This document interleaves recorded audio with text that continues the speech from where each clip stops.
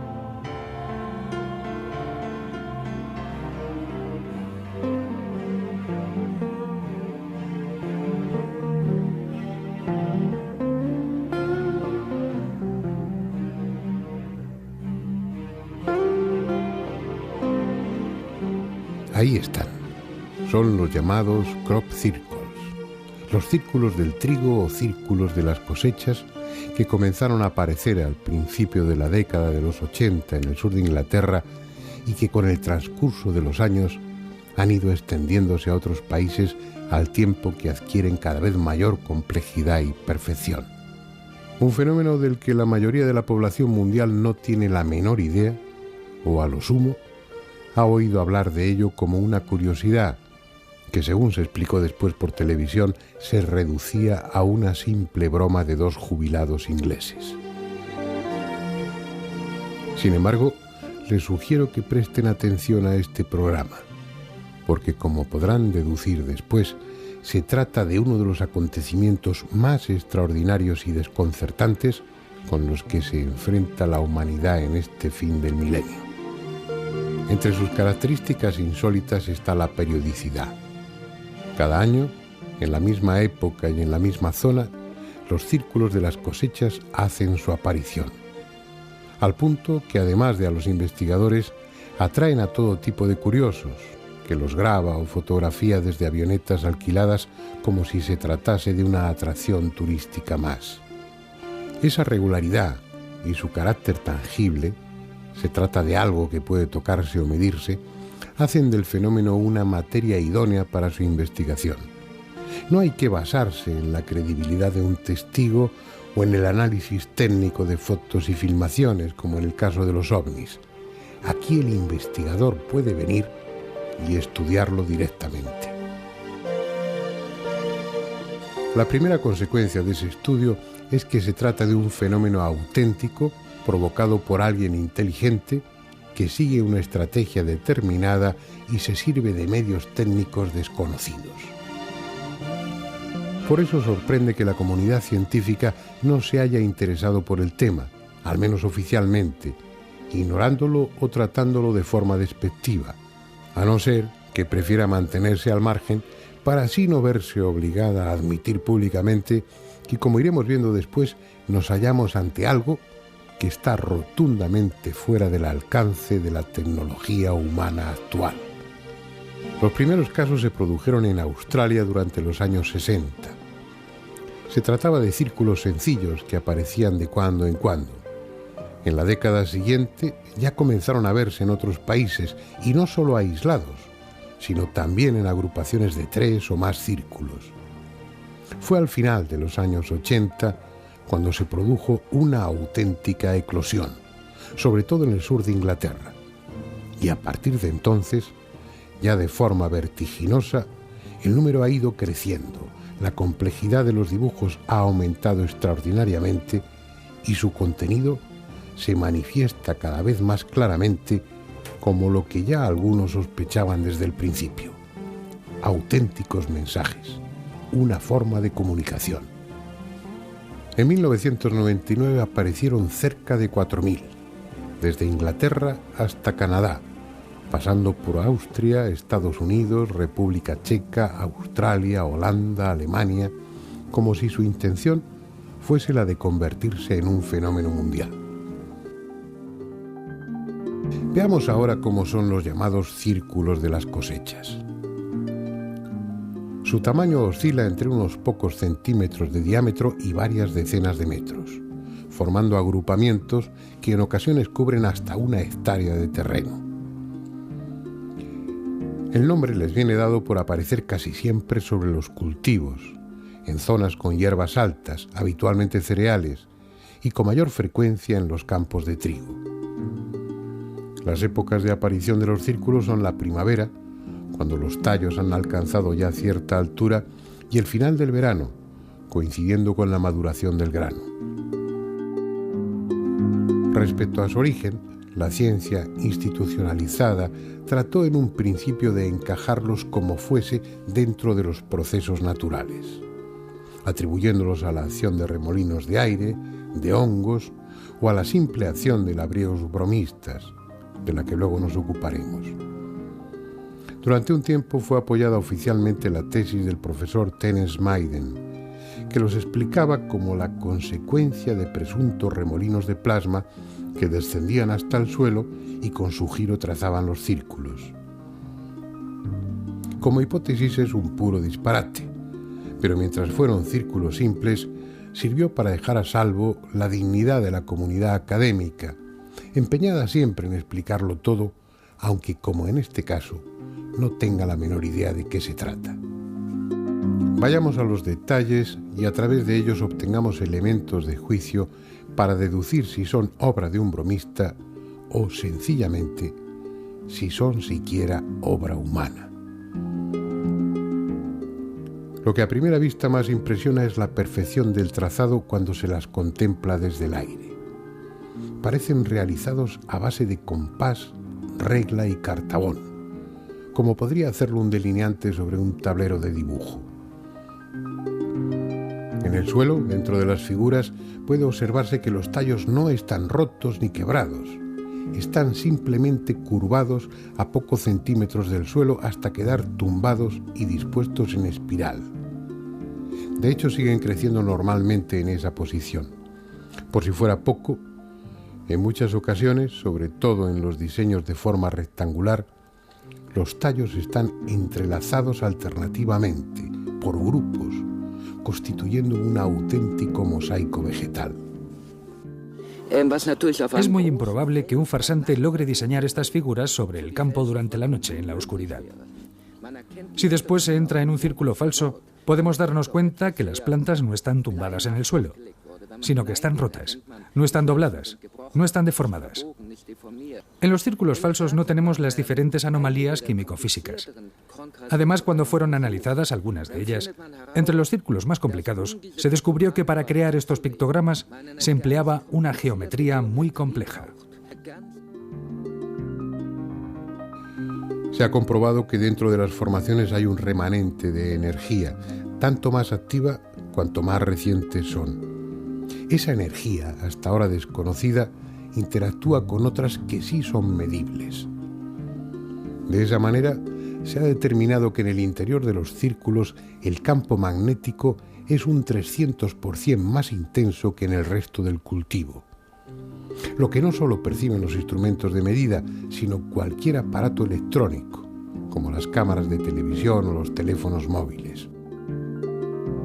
También en muchos de los círculos se han detectado niveles anormales de radiactividad.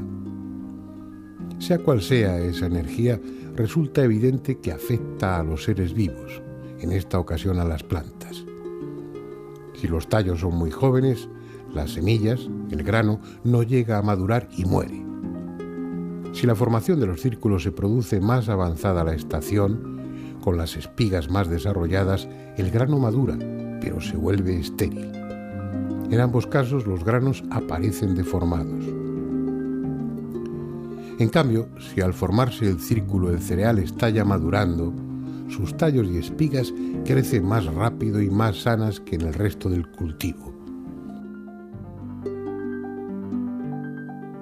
Igualmente, los tallos jóvenes del interior de los círculos presentan nódulos mayores y pueden doblarse sin romperse mucho más que los del exterior. El profesor Levengood de la Universidad de Michigan realizó un sencillo experimento sometiendo a tallos normales a los efectos de un horno de microondas, de los que hay en cualquier cocina, y obteniendo resultados muy parecidos.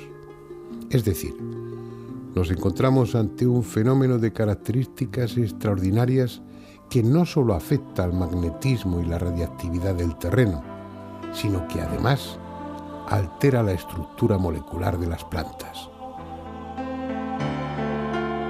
Pero lo que resulta más extraordinario aún, esa energía presuntamente causante de los círculos de las cosechas permanece allí de alguna forma, conservando sobre el terreno la memoria del diseño del dibujo que está representado. En 1998, el ingeniero Colin Andrews realizó un experimento que así parece demostrarlo. Colocó agua destilada en recipientes adecuados dentro de alguno de los círculos de las cosechas y luego, mediante un espectrógrafo, comprobó que a nivel molecular el agua tendía a ordenarse de una forma parecida a la del dibujo en cuyo interior había estado, como si en ese lugar hubiese algo, un campo energético, con el esquema del dibujo memorizado y esa información hubiese pasado al agua reordenando sus moléculas. Para apreciar la diferencia, observen esta fotografía. En ella puede verse la disposición que adoptan las moléculas de agua en condiciones normales sin la influencia de los círculos. Campos de energía codificada, o vaya usted a saber qué otra cosa, puesto que no hay palabras adecuadas para definir algo que ignoramos lo que es, capaces de producir todas esas alteraciones que hasta ahora hemos descrito y que se sirve de métodos precisos, geométricamente impecables, hasta para doblar las espigas, como descubrió Roy Dalton para su sorpresa. Este ingeniero aeroespacial inglés ha podido comprobar que la espiral que se forma en los círculos de las cosechas corresponde a un modelo matemático concreto que se repite en todos los círculos auténticos.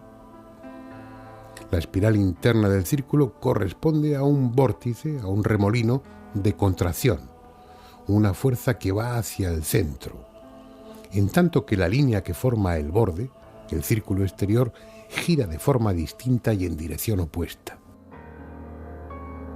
Nos guste o no, el hecho es que detrás de los círculos hay una tecnología que rebasa nuestra capacidad de comprensión. La cuestión ahora es saber quiénes están dibujando esas fantásticas figuras sobre nuestros campos y para qué.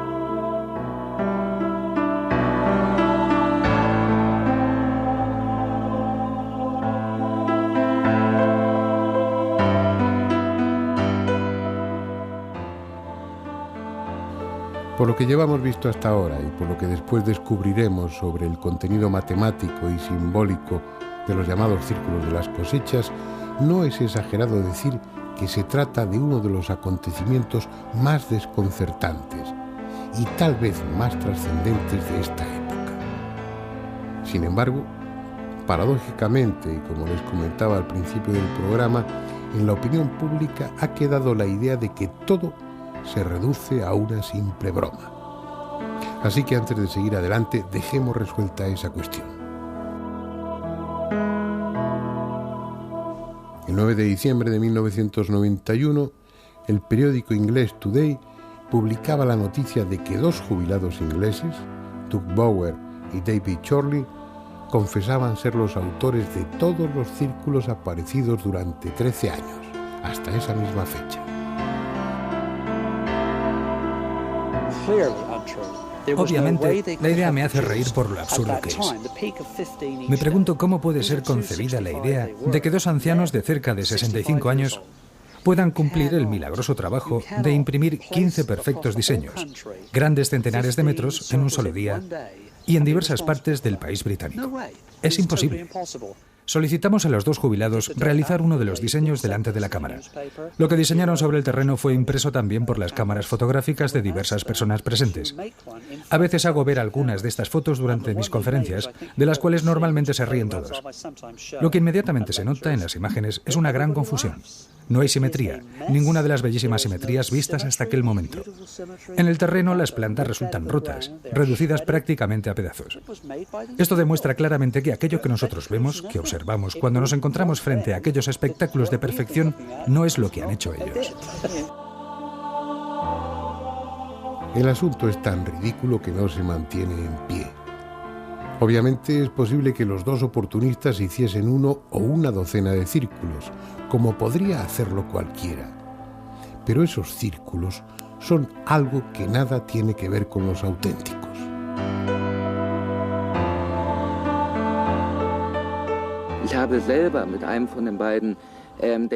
He hablado con uno de los dos, Dave Chorley, y me han confesado que ellos han visto tantos círculos en el grano que no tienen ni idea de quién puede hacerlos y que ellos primero han observado el fenómeno y después lo han reproducido. De hecho, sus círculos en el grano son las copias ridículas del fenómeno original. Cada investigador ha reconocido que ellos son falsos.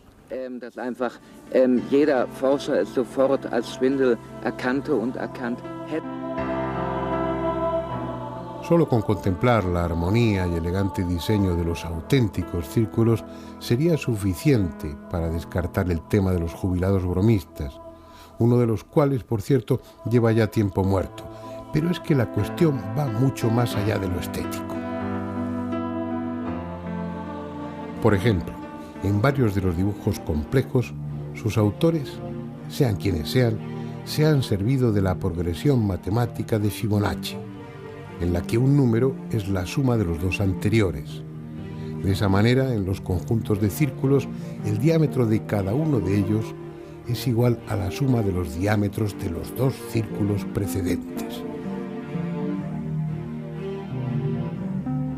Por si acaso hubiera alguna duda sobre su intencionada utilización de conceptos matemáticos concretos y reconocibles por nosotros, esos desconocidos diseñadores también se sirven en sus elaboradas figuras del número áureo, una proporción geométrica determinada, inconfundible, que algunas culturas antiguas como la egipcia consideraron sagrada y que desde entonces ha apasionado a artistas, filósofos o arquitectos, que ven en ella la expresión máxima de la armonía en el universo. De hecho, la naturaleza se sirve de esa proporción áurea para muchas de sus obras, desde la espiral de caracolas marinas hasta la de algunas galaxias.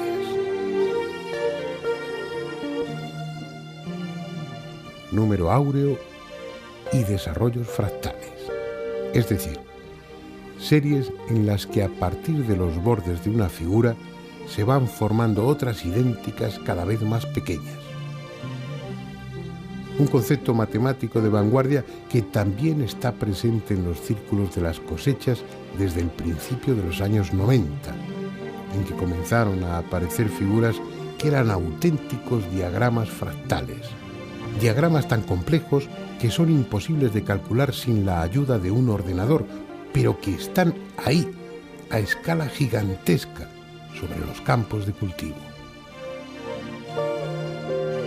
Quien quiera puede atribuirlo a la casualidad, pero el hecho es que el primero apareció el 13 de agosto de 1991 en las inmediaciones de Cambridge, sede de la famosa universidad en la que precisamente daba clase el matemático Benoit Mandelbrot, el descubridor de los diagramas fractales. Mandelbrot set itself is, as you know, a fractal. La serie de Mandelbrot es un fractal. Representa una fase existente como una geometría. Las computadoras lo colocan en un esquema representando unas condiciones que indica el verdadero límite entre el orden, así como lo conocemos, y el caos.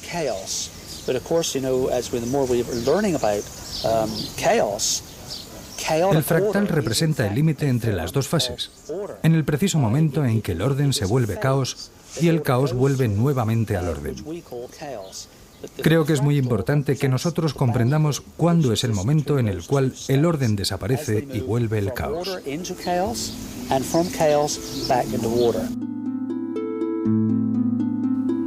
Unas representaciones precisas, exactas pese a su extraordinaria complejidad, y que, como todas, han aparecido de la noche a la mañana, o mejor aún, de un momento para otro, como afirman muchos testigos. La obra de seres inteligentes que utilizan medios para nosotros incomprensibles. No es extraño que buen número de investigadores asocien los círculos al fenómeno ovni, sobre todo si se tiene en cuenta que más del 20% de los casos, en los alrededores de los dibujos o sobre ellos, se han visto objetos volantes no identificados e incluso han sido fotografiados o filmados. Pero de entre todas esas posibles evidencias hay una verdaderamente espectacular. Fíjense bien en ella. Es una grabación en vídeo realizada el 11 de agosto de 1996 a las 5 de la madrugada, cerca de la localidad inglesa de Oliver Castle, por John Bybel, uno de los muchos aficionados que investigan el fenómeno por su cuenta. Se ve claramente como unas pequeñas esferas luminosas sobrevuelan el cultivo y en él aparece casi inmediatamente una figura compleja con círculos y líneas rectas. No hay herramientas, no hay personas doblando los tallos de cereal. Solo hay unas rápidas esferas moviéndose a poca altura y bajo ellas, como algo mágico, un nuevo pictograma que se forma en el transcurso de unos pocos instantes. Como era de esperar, el vídeo ha provocado las más diversas reacciones y algunos investigadores ponen en duda su autenticidad. Sin embargo, el experto norteamericano en este tipo de análisis, Jim Dilettoso, no ha encontrado evidencia alguna de fraude. Mi opinión sobre el vídeo de Oliver Castle es que no existen evidencias de falsificación. El punto clave es si la imagen del vídeo de Oliver Castle fue hecha en forma digital, con la palabra digital. Quiero decir que se haya usado una computadora para hacerla. En el intervalo vertical de la copia que tenemos no hay prueba alguna de que la imagen haya sido digitalizada. En conclusión, el punto es que no encuentro evidencias de falsificaciones en el vídeo de la formación de los círculos en el grano de Oliver Castle. Encuentro, en cambio, muchas cosas interesantes y sorprendentes que me hacen pensar que puedan ser imágenes reales y que deberían ser estudiadas más profundamente. En cualquier caso, el pictograma que aparece en el vídeo es real, y ese tipo de esferas ha sido visto en otros lugares de círculos por diferentes testigos. Al decir esferas, como al decir ovnis, no sabemos exactamente a qué nos estamos refiriendo. Simplemente es algo que nada tiene que ver con nuestros conocimientos científicos y con nuestra tecnología. Algo que puede venir de muy lejos o que puede estar aquí desde siempre. El hecho es que ese algo está dejando sobre los campos de cultivo un mensaje cada vez más amplio y complejo que apenas empezamos a descifrar y en el que hasta es posible encontrar referencias musicales.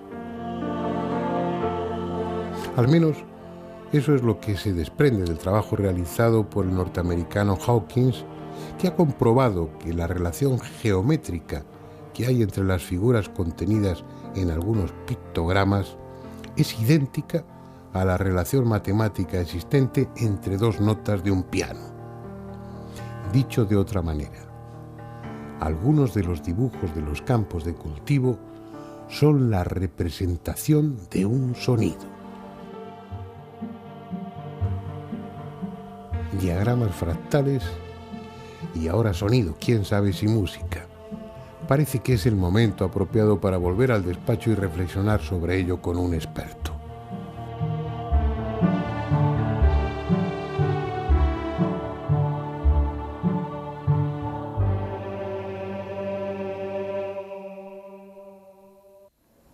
Como estamos viendo en el tema de los círculos de las cosechas, han ido apareciendo, sobre todo a lo largo de esta última década, formaciones cada vez más complejas en las que están presentes conceptos matemáticos muy de actualidad, que uno, si tiene una enciclopedia en casa antigua, no encuentra incluidos esos términos porque corresponden a las matemáticas actuales. Uno de ellos es el de los fractales. Y bueno, aunque en el guión yo cito el tema, creo que es fundamental que hablemos con alguien que conoce los círculos de cosechas muy bien, que ha estudiado esa cuestión a fondo y que además tiene la formación matemática y técnica suficiente para que nos explique cosas que yo no sabría explicar. De hecho, no lo he podido hacer en el guión por falta de conocimientos matemáticos. Juan Ignacio Cuesta, él es periodista y es investigador adscrito al Departamento de Periodismo 3 de la Facultad de Ciencias de la Información de la Universidad Complutense de Madrid, además de espeleólogo y además de otras muchas cosas, ¿no? Un hombre tremendamente inquieto, al que agradezco que esté aquí acompañándonos y al que de entrada le pregunto a bocajarro, ¿qué son los fractales? A ver si eres capaz de explicarlo de una manera asequible para mí. Técnicamente, un fractal es una superficie, un cuerpo geométrico, cuya dimensión topológica es menor en un punto a su dimensión fractal. ¿Esto qué quiere decir? Pues lo voy a decir de una manera que se pueda comprender vulgarmente. Esto significa que un fractal es una superficie limitada, o sea, finita, que tiene límites cuyo borde, cuyo perímetro tiende al infinito. Cuando uno ve gráficos de geometría de fractales, lo primero que se capta es cómo esa misma figura se va descomponiendo, por decirlo así, en otras idénticas progresivamente más pequeñas, como formaciones estéticamente muy curiosas y, por lo visto, matemáticamente apasionantes, ¿no? Para que nos demos cuenta de lo que es un fractal, podemos hacer lo siguiente: coger un triángulo, dividir cada uno de sus lados con un punto al centro y coger otro triangulito que sea la mitad justo del que tenemos e irlo colocando en cada uno de estos 3 puntos, con lo cual tenemos una estrella de 6 puntos. Luego a cada uno de esos lados de ese polígono lo podemos dividir por la mitad y añadirle otro triangulito que sea la mitad justo, y así hasta el infinito. Entonces tendríamos 2 tipos de desarrollo: un desarrollo, como tú bien decías antes, que es de orden creciente, y un desarrollo que es de orden decreciente. ¿Por qué se denomina fractal? Por la gran fractura que presenta cuando llegamos, digamos, a la generación dramática, cuando ya no se puede llegar más, cuando estamos alcanzando los bordes del infinito y prácticamente la generación de estas figuras se nos escapa de los ojos y de la mente. Tú conoces bien el tema de los círculos de cosechas. ¿Hay ahí representaciones geométricas que tengan que ver con los fractales? Bueno, vamos a ver, siguiendo todos los círculos de cosechas a los que he podido tener acceso desde hace aproximadamente 20 años, a todos los que he podido tener acceso, he detectado 2 tipos de formas. Una, las que se corresponden con la geometría euclidiana, o sea, círculos, rayas, puntos, triángulos, que hay, bueno, podemos hablar de que pueda existir un cierto fraude, pero hay figuras fractales. Y una figura fractal es imposible de hacer con ningún mecanismo que nadie tenga. Haría falta tal cantidad de gente, tales instrumentos de precisión, y tengamos en cuenta que cuando se empezaron a aparecer las figuras fractales, o lo que denominan los adeptos, los abecedarios fractales o las tipologías fractales, no había GPS. Por lo tanto, es dificilísimo poder desarrollar un círculo que se desarrolla en 160 o 170 metros, formado de polígonos fractales de una dimensión mínima que, vistos desde el aire, son absolutamente perfectos, corresponden a fórmulas matemáticas, y que a mí no se me ocurre cómo ninguna persona puede llegar a construir un mecanismo tecnológico que le permita hacer eso y con esa perfección. Cabe la posibilidad, y perdona que insista, en que desde un helicóptero, un matemático provisto de los instrumentos más de vanguardia que pueda haber, y un equipo de topógrafos, ingenieros abajo en el suelo, siguiendo las instrucciones, realicen algo así? Es muy difícil. Es muy difícil porque además un helicóptero sobre un círculo, o sea, sobre un campo de cereal, todo el mundo sabe que produce una serie de huellas, una serie de fracturas. Sí, no, lo digo, y además estaríamos hablando de una multitud de obreros especializados que no dejarían círculo, que no dejarían ni rastro del campo de cultivo entero. Vamos a pensar, por ejemplo, en el círculo de Abbey de 1996. Ese círculo está formado por cerca de 2.500 piezas, todas distintas, y perfectamente sincronizadas dentro de una geometría fractal. No se me ocurre cómo se puede hacer eso.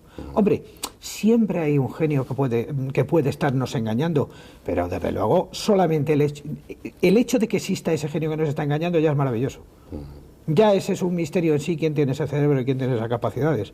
Con toda la experiencia que tú tienes, ¿qué crees que es eso? ¿Quién crees que lo hace y para qué lo hace? Yo personalmente aquí tengo que ser muy humilde, tengo que ser muy sencillo y practicar el reconocimiento de que me resulta muy difícil entenderlo. Lo que pasa es que hay muchas teorías. Hay una teoría que se refiere a la energía de la Tierra, hay otra teoría que se refiere a las famosas líneas de Hartmann, la misma energía de la Tierra pero ya más o menos entutorada. Está la teoría de los ovnis, está la teoría, por supuesto, de los fraudes. A mí hay una teoría que me gusta, la de Lovelock, es yo creo que la que más me gusta. Es, de alguna manera, es una emanación que la Tierra hace por su parte más débil. Igual que en el mar, que también es una parte, digamos, blanda o que puede graficar cosas, el mar nos trae imágenes pluriformes de miles de cosas, los círculos de cereales, que son débiles, que son manipulables por energías muy sutiles, la Tierra ahí nos está contando algo de sí mismo. Es decir, estás hablando de una Tierra inteligente y con sentimientos. Hombre, es que la Tierra nos está dando un mensaje de su propia creatividad y yo quiero por lo menos entenderlo así. Si se me acusa de ser excesivamente crédulo o de establecer una hipótesis, digamos, poco sostenible, por lo menos mi imaginación o mi literariedad me hace que yo me crea de momento esa teoría, porque es la única a la que de momento soy capaz de agarrarme. ¿Ves tú en el transcurso de los años, desde que empiezan a aparecer los primeros más sencillos, a sobre todo lo que ha sucedido en estas 2 últimas décadas y especialmente a partir de los 90, ves una progresión en la calidad o en la profundidad de los mensajes o en la complicación de ellos? Sí, hay una progresión, es evidente. Es como si quien los está haciendo tuviera una intención comunicativa y haya descubierto que está comunicándose y por lo tanto se está produciendo un flujo, una transferencia de conocimientos. Se produce comunicación cuando se produce el círculo entre el emisor y el receptor.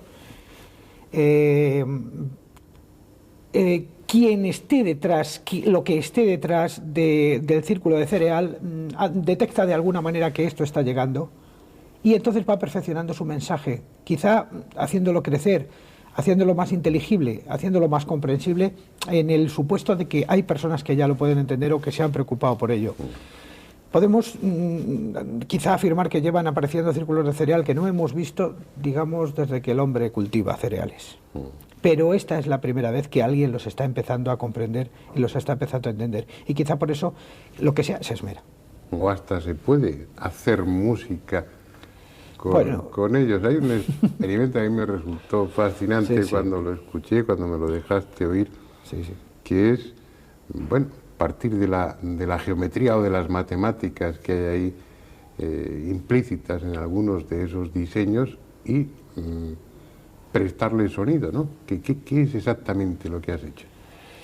Bueno, la teoría no es mía, la teoría es de un americano, Freddy Silva, y que se basa también en los estudios de Jack Lawlor sobre la geometría sagrada. Midiendo los círculos, llevándolos a un papel, estudiando sus relaciones, aparecen las famosas proporciones áureas, aparecen las famosas reglas de la armonía que descubrió Pitágoras, supuestamente al pasar por una fragua. Empiezan a aparecer todas estas cuestiones. Entonces Freddy Silva dijo, ¿y por qué no ver a qué suenan estas estructuras matemáticas? Y la música que generan es música, esa es la gran pregunta. Es música porque se desarrolla en el tiempo en el sentido horizontal, o sea, tiene ritmo. Y es música porque se desarrolla en sentido vertical, o sea, tiene tonalidad. Que no corresponde a melodías, digamos, memorizables o inteligibles, porque es una cosa de tipo aleatorio, o suena como de tipo aleatorio, eso es verdad. Pero son tan bellas y son tan fascinantes que ahora tenemos un campo de investigación grandísimo, todos los físicos y todos los matemáticos y todos los que estamos con la música. Y yo, humildemente, utilicé uno de estos pequeños programas que establecen estas fórmulas, cogí un par de círculos, cogí sus relaciones y generé cuatro temas basados en esto y que yo les llamo el canto de la tierra. ¿Son el canto de la tierra? Esa es la gran pregunta. Bueno, oye, Juan Ignacio, estoy seguro de que en más de una ocasión tendrás que venir a echarnos una mano en otros programas y para mí, pues, aparte de resultar muy, muy agradable, te estoy muy agradecido por ello. Pero te voy a despedir aquí para que los oyentes y yo, pues mientras vemos unas cuantas imágenes de esos maravillosos círculos, escuchemos unos fragmentos, unos minutos de esa música. Así que, Juan Ignacio, gracias y espero contar contigo en más de una ocasión. Así será. Vamos a escuchar esa música.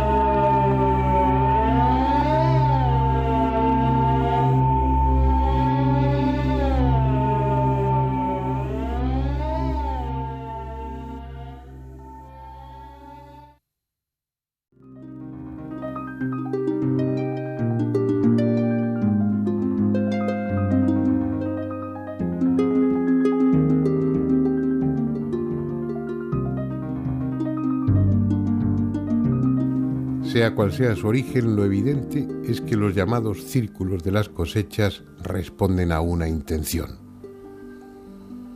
Primero llamaron nuestra atención.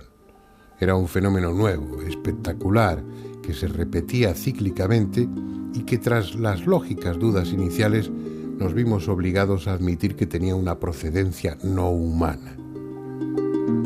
Después, al descubrir que en esos diseños se incluían conceptos matemáticos y geométricos precisos, además de sorprendernos y admirarlos, experimentamos la necesidad de fijarnos con atención en ellos, de estudiarlos, para buscar otros contenidos aparte de los estéticos.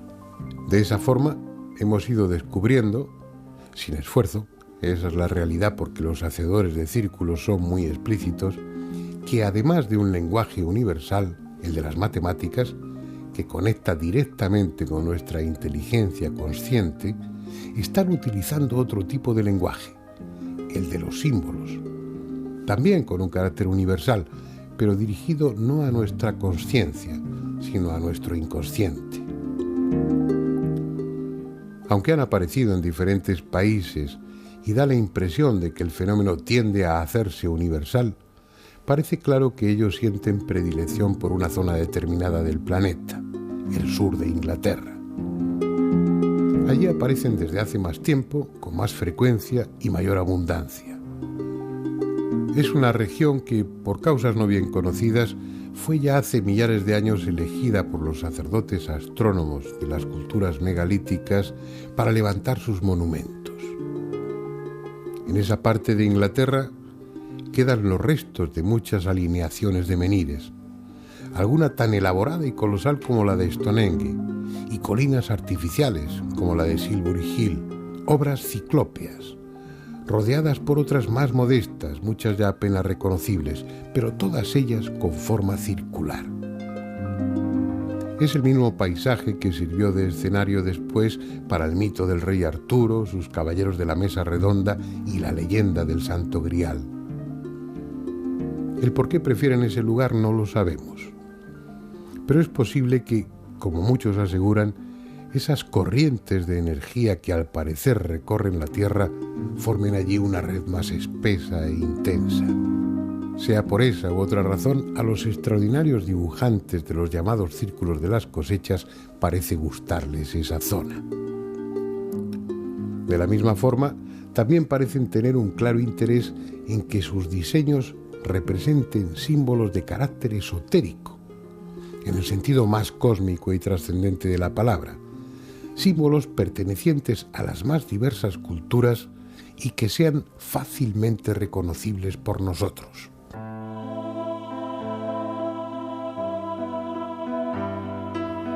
Símbolos que vinculan al hombre con el cielo, a veces tan arcaicos que ya se dibujaban en las paredes de las cuevas prehistóricas, o tan universales como la svástica, símbolo del sol moviéndose en el cielo, presente en todas las culturas, desde la antigua India a Norteamérica, desde China a la Europa celta. Otros simples, pero que parecen aludir al mismo principio. El sol, con una corona ondulante, como expresión de su movimiento o de su poder generador.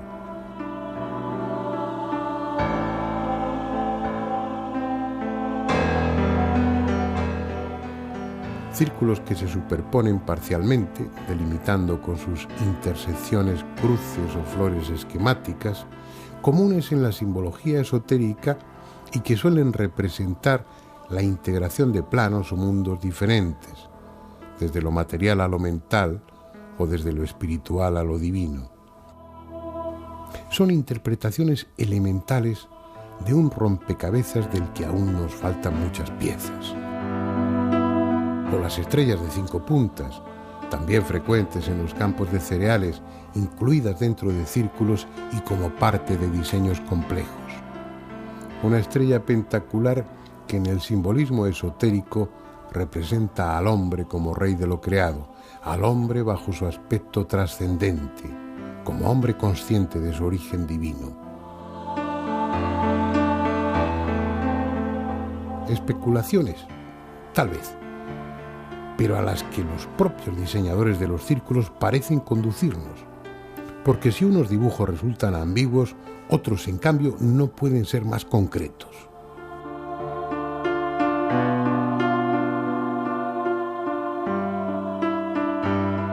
Como este, ni más ni menos que un perfecto árbol sefirótico, la pieza emblemática de la Cábala, con sus 10 sefirot y sus 22 senderos, el árbol de la vida, con los caminos y etapas que descienden desde Dios hasta el hombre y el mapa que éste ha de recorrer para alcanzar el carácter divino que supuestamente le corresponde.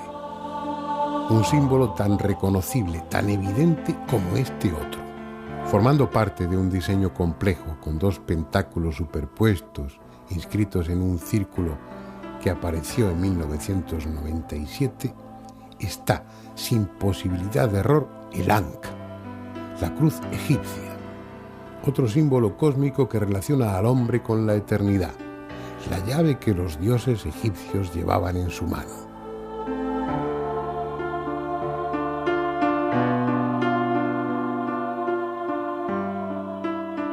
Decenas, centenares de figuras con un presunto carácter simbólico que es evidente en algunas.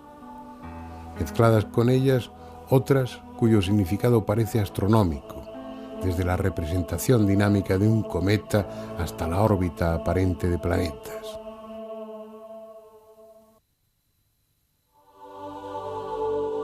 Han estado ahí, en los campos de trigo o de cebada. Han desaparecido tras la siega para volver a aparecer a la primavera siguiente.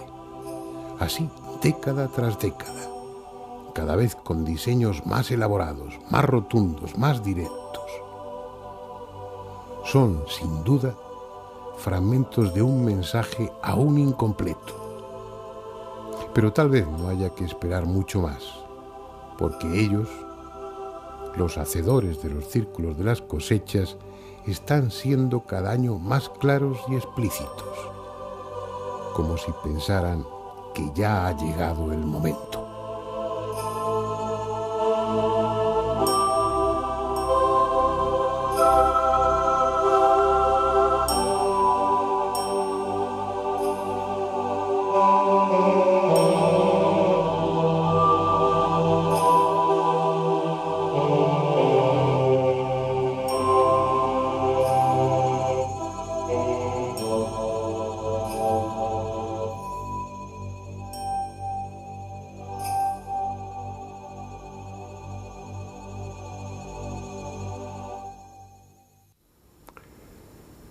Vamos a seguir profundizando en este tema, a mi juicio fascinante, en los círculos de cosechas. Está claro que eso no es obra de topógrafos, de ingenieros, ni de jubilados. Alguien, no sabemos quién, ni desde dónde, ni por qué medios, está dejando una especie de extenso mensaje que va ganando en complejidad a medida que transcurren los años. Alguien que da la impresión de que nos quiere decir algo.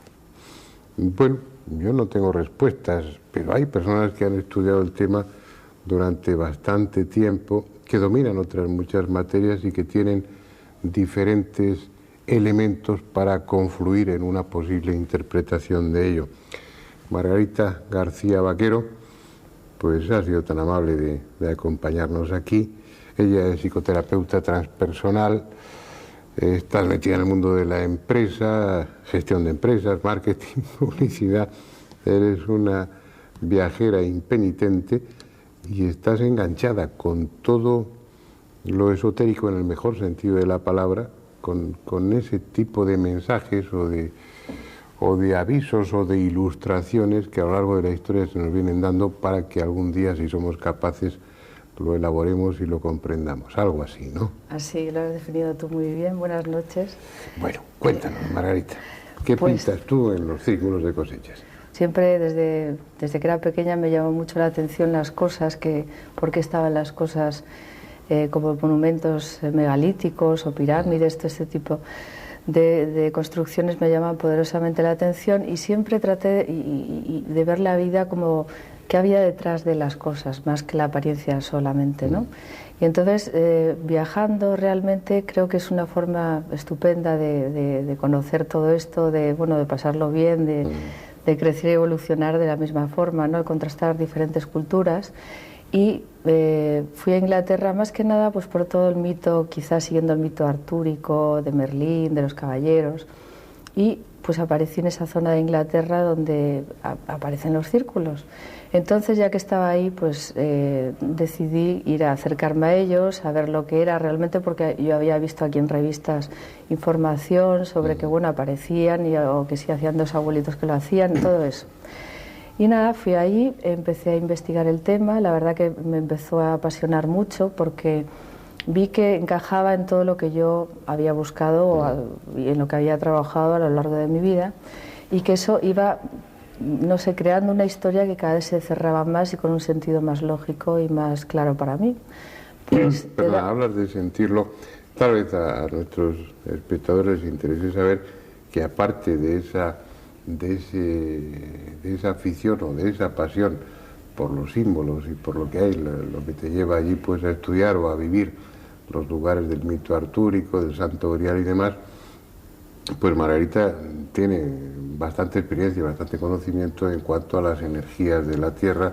Supongo que tiene relación con Colin Bloyd también. Sí, también. Y que estás no ya convencida, sino que estás acostumbrada a sentir esas energías, esas redes de energías que se mueven por la Tierra y que algunas personas con el adiestramiento adecuado son capaces de percibir y que tienen que ver también seguramente con todo esto, ¿no? Absolutamente, lo creo así, creo que es lo mismo, ¿sabes? Que forma parte del mismo entramado energético que envuelve a la Tierra y a los seres humanos, por supuesto, porque nosotros también somos energía y podemos detectarla solo con practicarlo. Todo el mundo tiene esa cualidad, lo que pasa que dormido, ¿no? Todavía no lo practicamos. Bien, ¿no? Tenemos ahí a Margarita, que ha ido siguiendo el mito artúrico, que tropieza con los círculos de cosechas y que se queda a vivir ahí para estudiarlos. Por un lado, pues fui físicamente, al estar físicamente allí y al sentirlo en tu ser, ¿no?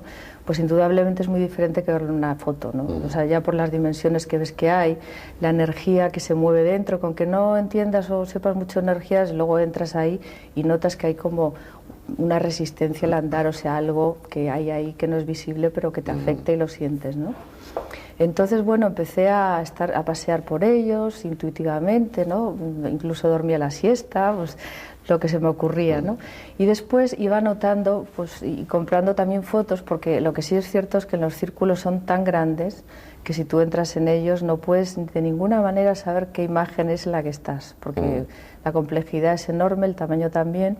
Y, por ejemplo, el año pasado eran ya hasta cuatridimensionales, o sea, había círculos con cubos, con triángulos, todo en dimensiones diferentes. Cada año, o sea, la aparición es mayor y más compleja, ¿no? Entonces, pues empecé a hacer como quizá un estudio, porque profundidad hay mucha, ¿no? Hay mucha gente, mueve a mucha gente este fenómeno, muchos científicos con unos conocimientos valiosísimos, ¿no? Pero yo me centré más en darle un sentido general a todo, ¿no? Y entonces empecé a recopilar información según fotos, según sitios que estaba de otros años, de esos años, y hacer un poco un currículum, digamos, del hecho. Y entonces empecé a llegar a diferentes conclusiones. Por un lado, la información. ¿Qué información tienen? Pues aparte de que son figuras geométricas preciosas, muy bonitas, y que muchas las reconocemos como símbolos de magia de egipcia o similares, pues empecé a ver que había también, por ejemplo, eso, o sea, todo lo que es alusión a culturas ancestrales. Después empecé a ver que había matemáticas, sobre todo fractales, había unas fractales impresionantes, ¿no? Sobre todo la de Mandelbrot, que fue la primera que apareció. O sea, matemáticas, referencia a civilizaciones antiguas. Después, ubicación de la Tierra en el sistema solar y los planetas cercanos a la Tierra, como son la Luna, Mercurio, Venus, la Tierra, Júpiter y Saturno. Esos aparecen representados. Esos aparecen representados ahí, que es una curiosa analogía con la geometría sagrada, que también es otro grupo de información que hay, porque es la misma información, ¿no? O sea, te das cuenta que, por ejemplo, en Stonehenge, yo después de ver eso digo, bueno, voy a ver las medidas de Stonehenge, a ver qué hay ahí, cómo es su estructura además. Entonces veías que también ahí están los planetas ubicados de esa manera, ¿no? O sea, que ahí ya es un sitio, un lugar en el cual esa información está contenida, ¿no? Entonces ya ves primera analogía con eso. Después también hay códigos genéticos, todo lo que se refiere al ser humano, ¿no? Códigos genéticos, cambios en códigos genéticos, frecuencia 12. Después también muestran relaciones que están defectuosas en ADN, en cadenas moleculares, o sea que hay un conocimiento ahí profundísimo a esos niveles. Y después hay también mucha alusión a, por ejemplo, como los indios Hopis, a sumerios, etcétera, etcétera, ¿no? O sea, todo eso es la información tal y como pero se tremendamente heterogénea, vasta, amplísima, sí, geográfica e históricamente. Es una mezcla de muchas cosas y el denominador común, o los denominadores comunes, unas veces las matemáticas, otras veces lo astronómico, otras veces lo humano. ¿Qué sentido tiene todo eso? Pues para mí es un sentido, como decir, una ubicación general de todo, ¿no? Es decir, por un lado, ¿dónde estamos? En un planeta que es la Tierra, que está en el sistema solar, y esta es su ubicación. Aquí están los planetas más cercanos, aquí está la galaxia, porque también hay grandes referencias a la galaxia. El giro espiral como energía le da mucha importancia y es muy importante. Y aparte de todo esto, también el ser humano, o sea, con sus cambios de conciencia, hay muchas alusiones al laberinto del ser humano, ¿no? O sea, como cambios de frecuencia, conciencia. Y después también aparecen algunas figuras como de animales, también incluye el reino animal. Es como que está toda la creación, todos los seres que estamos implicados en la Tierra y en el universo, como ¡pum!, nos llama la atención así. Y después también, al hacer alusión a culturas antiguas que poblaron el planeta y que nos dejaron su mensaje, pues también como diciendo, en el pasado ya hay avisos, hay información que os queremos dar y que también está aquí ahora en este momento, ¿no? Entonces yo haría un poco una biblioteca viviente de la historia del hombre y de los seres que le han acompañado en su evolución, tanto planetarios como de otros reinos, ¿no? Bien. Bueno, ahora vamos a la intención. ¿Qué deduces? ¿Qué piensas? Que es una llamada al cambio actual que estamos viviendo, ¿no? En el cual nos dicen que reconozcamos un proceso vital, porque la vida son ciclos evolutivos que nunca paran, que estamos en un momento muy importante en el cual hay que recordar el mensaje que nos dejaban todos nuestros ancestros, descubrir qué quiere decir, ¿no? Y descubrir que es una llamada a la unidad de todos los seres vivos que hay en el universo, ¿no? Y que entremos, que es importante que tengamos conciencia de la Tierra como ser vivo, no como un trozo de roca que gira en el espacio sin más, y que es importante en este momento, en esta frecuencia vibratoria que está ocurriendo, este cambio de conciencia, ajustarnos como un dial de radio a esta emisora gigantesca que es el universo, ¿no? ¿Tú crees realmente que se está produciendo un cambio de conciencia? Yo creo que realmente hay un incremento de la vibración de las cosas y realmente no es lo mismo. O sea, se está desmoronando el sistema, se está desmoronando las creencias, los valores, las religiones, las familias, todos los conceptos como que nos quedan antiguos, ¿no? No son malos, simplemente que ya no son útiles. Hemos progresado y necesitamos algo diferente, ¿no? Algo que nos haga dar un salto de conciencia, que nos amplíe la visión de nosotros mismos y del lugar donde estamos, ¿no? Y yo creo que es lo que está pasando, por eso no estamos cómodos. ¿Por qué ahora todo es crisis, crisis, crisis? Crisis es cuando el lugar donde estabas y que antes te era válido, donde te apoyabas, donde te sentías seguro, ya no te vale. Entonces necesitas buscar algo nuevo que por un lado no sabes lo que es todavía, pero y entonces estás como un pie en cada lado, sin saber bien dónde, pero sabiendo que aquello no funciona. Entonces creo que eso es una verdad y una evidencia general y creo que es así, ¿no? Aparte que científicamente a niveles de códigos genéticos y demás es algo demostrable. Lo que pasa es que los medios de comunicación tampoco, sobre todo aquí en España, tampoco hacen mucho énfasis a esto y hasta ahora todos los cambios o hablar de cosas sutiles es como de brujería o de gente rara, ¿no? Entonces, los círculos de cosechas lo que inducirían es a la reflexión. No es que haya ahí un mensaje que literalmente tenga una traducción en el que diga humanos, cuidados, no, es algo que nos invitaría a hacer ese tipo de reflexiones que tú haces ahora. Sí, yo creo que sí. Además, yo pienso claramente que los círculos como forma son unos arquetipos muy potentes, y entonces tienen una energía que, aunque no nos demos cuenta y aunque no queramos, están actuando en nuestros códigos genéticos, en nuestras células y en nuestra mente inconsciente. Entonces esa parte de nosotros que normalmente está tapada, que no queremos ver porque solamente actuamos con la mente, con lo que conocemos y nos hace sentir seguros, pero eso opera en nosotros, queramos o no. O sea, nos está afectando muchísimo. Yo creo que está abriendo muchas memorias, muchos cambios en muchas personas que están resonando a eso, aunque no entiendan lo que quiere decir ese dibujo en concreto, ¿no? Pero sí está afectando esa parte que sí lo entiende. Margarita, me comentabas antes de iniciar la charla de cuando das una conferencia sobre el tema de los círculos, las primeras preguntas que te suelen hacer en el coloquio es, bueno, ¿y quién hace esas cosas? Yo creo que los espectadores, que ustedes y yo estamos también haciéndonos la misma pregunta durante todo el programa. Yo no sé si tiene la respuesta, pero cuando menos tendrás una opinión.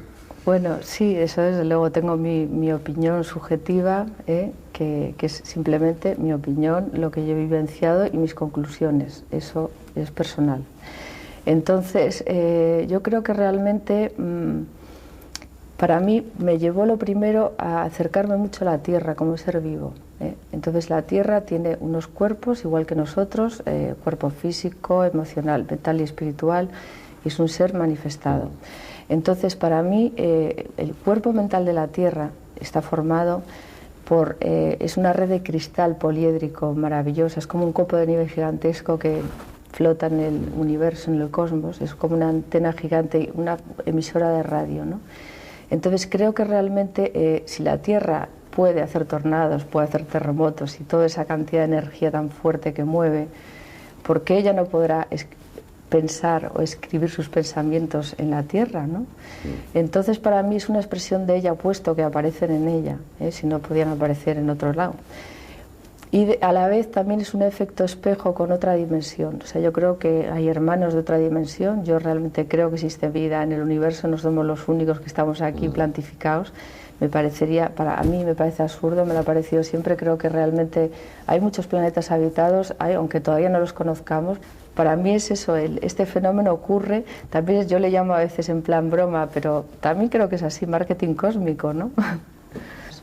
Es posible porque todo es posible en este mundo como estamos viendo, y entre esas cosas que teóricamente son imposibles pero que resultan ser reales, como los círculos de cosechas, pues bueno, uno acaba pensando, o debiera terminar pensando que no es cuestión de empeñarse, sino de decir ya. Es posible que sea así. De todas formas, los círculos de cosechas están ahí, son mucho más que un fenómeno extraño. Da la impresión de que detrás de ellos, en el fondo de ellos, hay un mensaje, y que ese mensaje no es grandilocuente, sino que ese mensaje debe o debiera resonar en la intimidad de cada uno de nosotros, que es como se producen o se deben producir los cambios en definitiva. Están ahí, ustedes pueden ir, pueden tocarlos, pueden pisarlos, no es algo lejano, son un enigma tangible que está sobre los campos de cultivo, y si no pueden ir, tienen por lo menos los documentos gráficos, las fotografías, las filmaciones, que es posiblemente la mejor manera de verlos, porque la complejidad de todos esos dibujos, bueno, como decía Margarita, desde el suelo no se aprecia, uno solo está viendo las espigas tumbadas, pero no percibe la dimensión de aquello que está pisando.